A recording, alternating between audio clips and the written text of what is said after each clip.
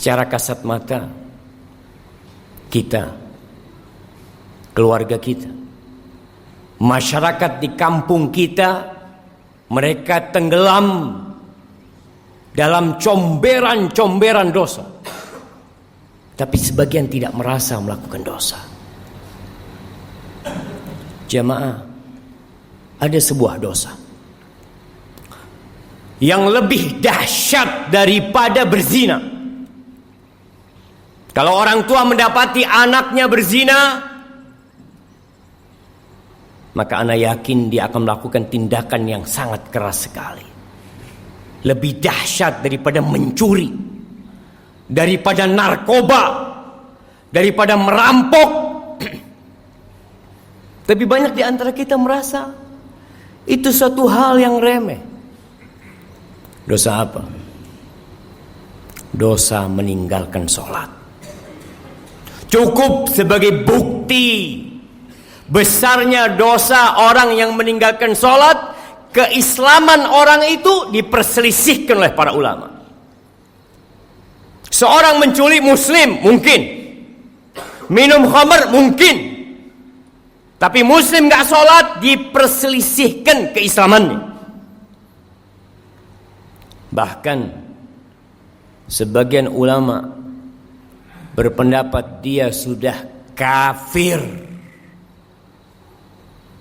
berhak dibunuh sebagai bentuk hukuman atas kemurtadan dia. Rasulullah sallallahu alaihi wasallam, beliau mengatakan, al-ahdul ladzi bainana wa bainahum as-salah faman tarakaha faqad kafar. Yang membedakan kita sama mereka tuh, sama orang kafir itu salat. Maka siapa meninggalkan salat, dia telah kafir. Wallahi jamaah, tugas orang tua hari ini hari Jumat, ada di mana anaknya? Kemana mereka? Apakah sudah orang tua mendidik anaknya untuk mendirikan salat? Allah Jalla Jalaluh mengatakan, wa'mur ahlaka bis salati wastabir 'alaiha. Suruh keluargamu salat. Suruh istrimu, anakmu salat, dan sabar ketika engkau menyuruh mereka salat. Penghuni neraka ketika ditanya, ma salakakum fi saqar? Apa yang menyebabkan kalian berada di neraka Saqar? Apa jawab mereka? Lam naku minal musallin. Kita bukan termasuk orang-orang yang mendirikan sholat. Sholat ini rukun Islam yang kedua, tiangnya agama. Diwajibkan dengan cara yang sangat spesial.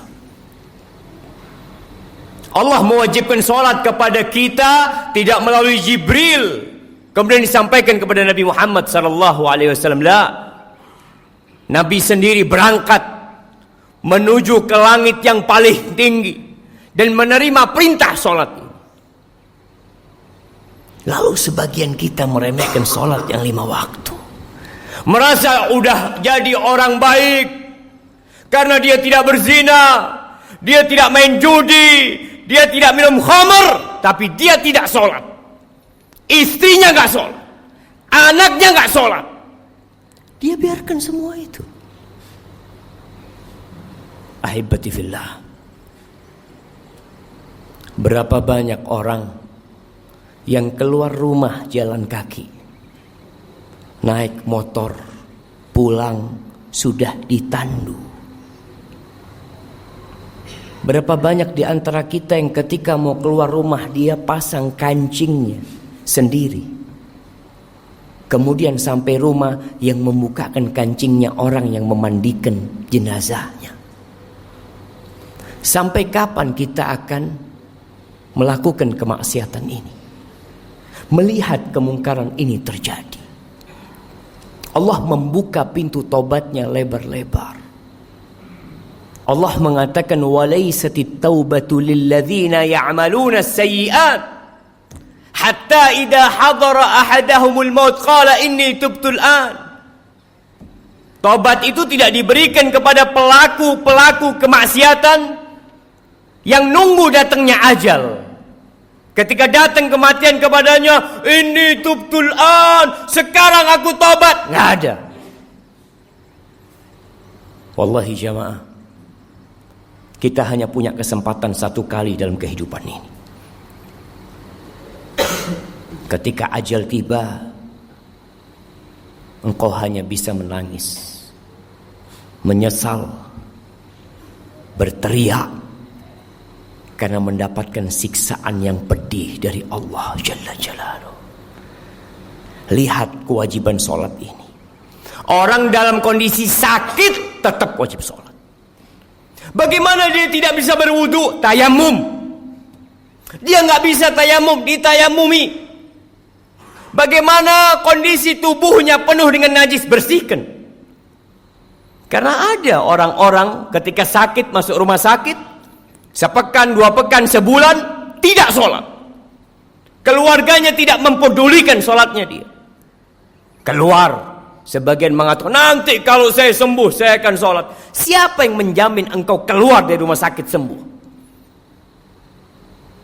Berapa banyak orang yang keluar dari rumah sakit bangkai. Bila menurut pendapat ulama yang mengatakan kafir dalam mazhab Hambali, ketika mati nggak perlu disolatin, hidup bila mau sholat. Masa kita suruh nyolatin dia ketika dia mati? Jangan dikuburkan di kuburan orang-orang Islam, bikinkan jurang buat dia. Nggak main-main jemaah.